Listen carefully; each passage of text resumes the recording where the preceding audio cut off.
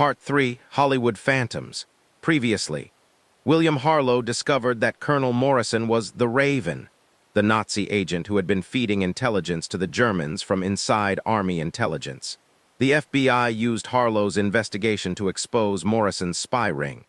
But as Nazi agent Ingrid Schmidt was led away in handcuffs, she warned Harlow that other birds were still in the sky. It had been a week since the shootout at the Pacific dining car, and I was beginning to think that maybe Ingrid Schmidt had been bluffing. Maybe Morrison's network had been the only Nazi operation in Los Angeles. Maybe I could go back to following cheating husbands and finding missing persons who actually wanted to be found. I should have known better. The call came on a Thursday morning while I was reading the Times and trying to forget that I'd nearly been killed by a beautiful Nazi spy. The voice on the other end of the line was cultured, with the kind of mid-Atlantic accent you heard in movies. "Mr. Harlow, my name is Victoria Sterling. I believe we have mutual friends at the Federal Bureau of Investigation. Lady, if you're calling about insurance, I already have some. I'm calling about murder, Mr. Harlow. The murder of Agent Carter." The newspaper fell from my hands. Agent Carter, the FBI man who'd rescued me from Morrison's trap, was dead. When? Last night. He was found in his hotel room with a bullet in his head. Her voice was steady, professional. "Before he died, he managed to write your name on a piece of paper. Where are you calling from?" "The Hollywood Roosevelt Hotel. Room 1247. Can you be here in an hour?" I told her I could, hung up the phone, and reached for the bottle in my desk drawer. Agent Carter had saved my life, and now he was dead. In my line of work, that kind of thing tended to be connected. The Hollywood Roosevelt was the kind of place where movie stars went to be seen, and studio executives went to make deals that would shape America's dreams. The lobby was all marble and gold, designed to make you feel like you were walking through someone else's fantasy. Victoria Sterling was waiting for me in the bar on the mezzanine level. She was a brunette, maybe 35, with the kind of face that belonged in a magazine advertisement for expensive perfume. She wore a black suit that probably cost more than my car, and she moved like someone who'd been trained to kill people with her bare hands. "Mr. Harlow," she said, standing to shake my hand, "thank you for coming. You said you were with the FBI. I said we had mutual friends at the Bureau. I didn't say I worked for them." She sat down and gestured for me to join her. "I work for an organization that doesn't officially exist. Intelligence? Something like that. We handle situations that are too sensitive for regular law enforcement." She ordered a martini from the waiter. "Agent Carter was working with us to identify the remaining members of Morrison's network. I thought we got them all at the restaurant. We got the ones who were there. But Morrison's operation was larger than we initially realized." Victoria Sterling took a sip of her martini and studied me with dark eyes that seemed to see too much. "Tell me, Mr. Harlow, what do you know about the motion picture industry?" "It makes movies. People pay money to watch them. Some of the movies are good." "The motion picture industry is also the perfect cover for espionage activities. Think about it: international crews, people coming and going at all hours, locations all over the city, access to technical equipment." She leaned forward. "And most importantly, the ability to create false identities and backgrounds for anyone who needs them." I was starting to get that familiar feeling that this case was about to become more complicated than I wanted it to be. "You think there are Nazi agents working in Hollywood?" "I know there are. Agent Carter was getting close to identifying them when he was killed." She opened her purse and pulled out a manila envelope. "He left this for you." Inside the envelope was a photograph of a movie set. It showed actors in German military uniforms, cameras, lights, the usual chaos of film production.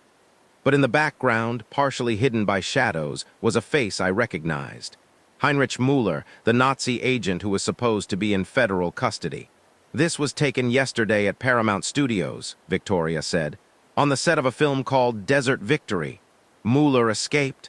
Müller was never captured. The man we arrested at the restaurant was a double, someone surgically altered to look like him. Victoria's voice was grim. "The real Heinrich Müller has been using the movie industry to establish new identities for Nazi agents. How studio makeup artists, costume departments, prop masters, they can transform anyone into anyone else. Change a face, alter a voice, create a complete background story." She finished her martini. Müller has been placing German agents as actors, technicians, even studio executives. I studied the photograph again. What was Agent Carter investigating when he was killed? A film called The Berlin Express. It's supposed to be an anti-Nazi picture, but Carter suspected it was actually a cover for a Nazi operation. Victoria signaled for another martini. The film's producer is a man named Gustav Brenner, supposedly a German refugee who fled to America in 1939. But you think he's really a Nazi agent? I think Gustav Brenner is Heinrich Müller. She pulled another photograph from her purse, this one showing a distinguished-looking man in his 50s. Before and after plastic surgery, the resemblance was subtle but unmistakable. The eyes were the same, and the way he held his head. Müller had changed his appearance, his accent, his entire identity, but he couldn't change the things that came from inside. What do you want me to do about it? I want you to get close to Brenner's operation, find out what he's really planning. Victoria Sterling reached into her purse again and pulled out a business card. You have an appointment at Paramount Studios tomorrow morning. You're going to audition for a small role in the Berlin Express. I looked at the card. It had my name on it, along with the address of a talent agency I'd never heard of. Lady, I'm a private detective, not an actor. You're whatever you need to be to get the job done. Her smile was sharp as a razor. Don't worry, Mr. Harlow. It's just a small part. You play a Gestapo officer. The next morning found me standing outside stage 12 at Paramount Studios, wearing a borrowed suit, and trying to remember the 3 lines of dialogue Victoria Sterling had made me memorize. The studio lot was like a small city, with streets and buildings and enough people to populate a small town. Everyone moved with the kind of purpose you only see in places where time is money and money is everything. The casting director was a thin woman with nervous eyes who looked like she'd rather be anywhere else. She checked my name off a list and pointed me toward a group of men in German military uniforms. You're auditioning for guard number 3, she said. Just stand there and look menacing when Brenner gives you the cue. Gustav Brenner was holding court near the camera, surrounded by actors and technicians who hung on his every word. He was exactly what you'd expect a successful Hollywood producer to look like: expensive suit, perfect teeth, handshake firm enough to crack walnuts. But there was something in his eyes, something cold and calculating, that reminded me of Heinrich Müller. Gentlemen, he said in accented English that sounded more Swiss than German, today we are creating art that will show the world the true face of Nazi brutality. The irony was so thick you could cut it with a saber. The scene we were shooting took place in a Berlin prison. The hero, played by a young actor named Johnny Mason, was being interrogated by Nazi officers. My job was to stand in the background and look intimidating, which, given my recent experiences with actual Nazis, wasn't particularly difficult. Action, Brenner called. Johnny Mason, playing an American spy captured in Berlin, was dragged into the interrogation room by 2 guards. The lead Nazi officer, played by an actor named Werner Keller, began his questioning. Everything proceeded normally until Mason delivered his line about never betraying America. That's when I noticed something strange. Keller's response wasn't in the script. He leaned forward and said, in perfect German, "We shall see about that, Herr Thompson." Thompson. That was the code name Agent Carter had been using in his undercover work. The scene continued, but I wasn't paying attention to the dialogue anymore. I was watching Brenner, watching the way he directed his actors, the way he positioned the cameras. This wasn't just a movie scene. This was a rehearsal. After the director called "cut," I lingered around the set, trying to pick up more information.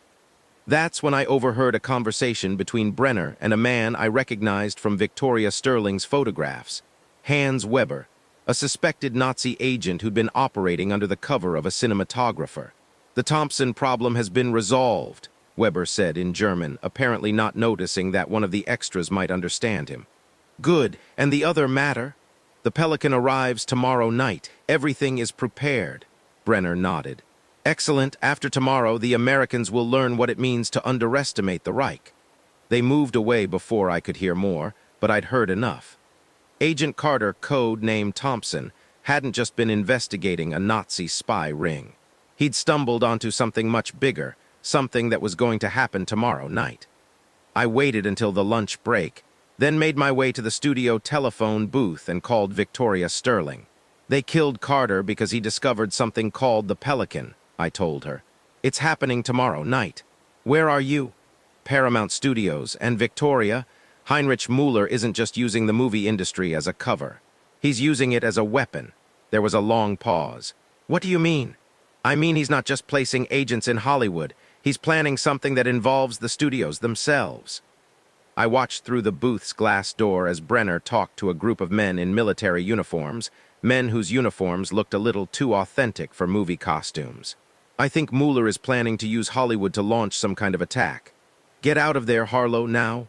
I can't, not yet. There's something else going on here, something I need to figure out. I paused. Victoria, what do you know about an operation called the Pelican? Nothing, but I'll make some calls. Her voice was tense. Harlow, be careful if Müller suspects you're not who you claim to be. Yeah, I know. I'll end up like Agent Carter. I hung up the phone and headed back to the set, but stage 12 was empty. The cast and crew had vanished, leaving behind only the elaborate prison set and the smell of fear. That's when I heard footsteps behind me. Herr Harlow, a familiar voice said, how good of you to join our little production. I turned around and found myself facing Heinrich Müller. He was still wearing the Gustav Brenner disguise, but the pretense was gone. The cultured Hollywood producer had been replaced by the cold-eyed Nazi agent. Did you really think we wouldn't recognize you? He said. The man who destroyed Morrison's network, who nearly captured me at the restaurant. I had help. Yes, Agent Carter was very helpful until he became inconvenient. Müller smiled. Just as you have become inconvenient. Two men in authentic German military uniforms stepped out of the shadows. They weren't actors and their weapons weren't props. Tell me, Herr Harlow, what do you know about Operation Pelican? Never heard of it. Come now. Agent Carter shared his suspicions with someone before we killed him. Someone who sent you here to investigate. Müller walked closer. Who is your contact? I didn't answer, mainly because I was trying to figure out how to get out of this alive. The stage door was 20 feet away, but the guards would shoot me before I made it halfway. No matter, Müller said. After tonight, it won't make any difference who you're working for. What happens tonight? Müller's smile widened. Tonight, Herr Harlow, Hollywood goes to war. A very special screening of the Berlin Express for a very select audience. What kind of audience? Military officials, defense contractors, aircraft designers, all the people responsible for America's war production. Müller was enjoying this. They think they're coming to see a patriotic film about defeating the Nazis. Instead, they're going to meet the Nazis face to face. The pieces clicked into place. You're planning an attack on the screening. Not an attack, an assassination. Every major figure in America's defense industry gathered in one theater, watching one film. Müller checked his watch. In exactly 6 hours, Operation Pelican will eliminate the leadership of the American war machine. You'll never get away with it. Oh, but we will. You see, the attack will be blamed on Japanese agents. America will redirect its hatred toward the Pacific, leaving Europe free for the Reich. Müller nodded to his guards. Take Herr Harlow to the basement. Make sure he has a good view of tonight's festivities. As the guards moved toward me, I heard a sound that was becoming familiar, breaking glass, followed by shouting. The stage filled with smoke, and suddenly federal agents were rappelling through the skylights. But these weren't the same agents who'd rescued me at the restaurant. These men moved differently, with a precision that spoke of military training rather than police work. Wehrmacht, one of Müller's guards shouted and opened fire. The stage erupted in a gun battle that made the restaurant shootout look like a church social. I dove behind a piece of scenery, a fake wall painted to look like a prison cell, and tried to stay low while bullets chewed up the set around me. Through the chaos, I saw Müller running toward a door marked Exit. I also saw one of the federal agents go down, blood spreading across his chest. Someone had to stop Müller before he reached that theater. I pulled out the .38 and started running. The chase led through the maze of Paramount's back lots, past fake Western towns and phony European villages, through sound stages where other films were being shot, and confused actors dove for cover as we ran past. Müller was fast for a man his age, but I was younger and more desperate. I caught up with him in a mock-up of a Berlin street, complete with Nazi flags and propaganda posters. "Stop right there, Müller." He turned around, and I saw that he had a Luger in his hand. We stood there facing each other like gunslingers in a western, except the street was fake and the stakes were real. "You're too late, Herr Harlow," he said.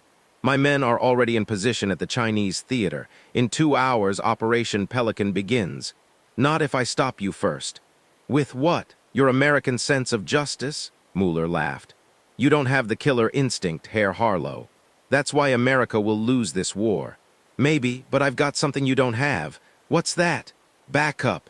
Victoria Sterling stepped out from behind a fake building, her gun trained on Müller's back. "Drop the weapon, Heinrich." "It's over." For a moment, the three of us stood there in a triangle of mutual destruction. Then Müller smiled. "No, Fraulein Sterling, it's just beginning." He turned and fired at Victoria. I shot him 3 times in the chest. He went down hard, blood pooling beneath him on the fake cobblestones of the fake Berlin Street. Victoria Sterling walked over and checked his pulse.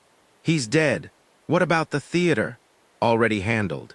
We've had agents watching Grauman's Chinese theater since yesterday." She helped me to my feet.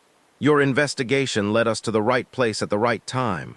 How did you know I'd need backup?" "I didn't. But Agent Carter left instructions. If anything happened to him, we were to keep you under surveillance." Victoria holstered her weapon. "He said you had a talent for being in the right place when things went wrong." I looked down at Heinrich Müller's body. The master spy who'd orchestrated an entire network of Nazi agents, who'd infiltrated Hollywood and nearly assassinated America's defense leadership, was just another dead man on a fake street in a fake city. "Is it over?" I asked. Victoria Sterling looked around at the elaborate sets, the make-believe buildings, the carefully constructed illusion of reality. "In this business, Mr. Harlow, it's never really over. There's always another story to tell." As we walked away from the fake Berlin Street, I couldn't shake the feeling that she was right. In a city built on illusions, it was hard to tell where the fantasy ended and the reality began. But at least tonight, the good guys had won. Next time, the Nazi spy ring may be broken, but Harlow discovers that Hollywood's secrets run deeper than he imagined. A mysterious film canister left by Agent Carter contains evidence of a conspiracy that reaches into the highest levels of government, and someone is willing to kill anyone who's seen what's on that film.